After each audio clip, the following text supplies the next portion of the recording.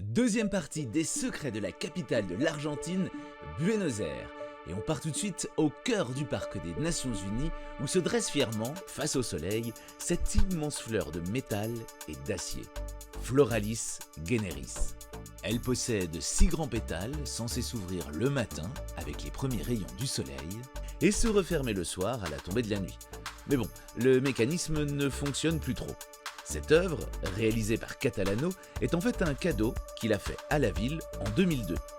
Mais saviez-vous que l'artiste a stipulé dans son testament qu'elle ne pourrait jamais être vendue? Bah oui, un cadeau, ça se garde. Eh bien cette clause permet à cette fleur d'être un symbole fort et de rester un bien public accessible à tous, même si elle ne fonctionne plus. Vous savez sûrement que Buenos Aires est souvent surnommé le Paris d'Amérique du Sud, et cela tient notamment au fait que l'on retrouve une influence très haussmannienne dans les bâtiments du centre-ville. Ces édifices datent en général du début du XXe siècle, lorsque Buenos Aires voulait prouver au monde entier qu'elle n'avait rien à envier aux capitales européennes.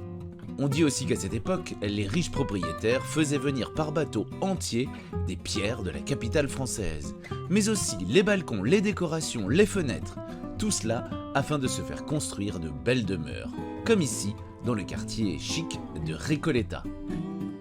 A bientôt pour d'autres secrets sur Buenos Aires.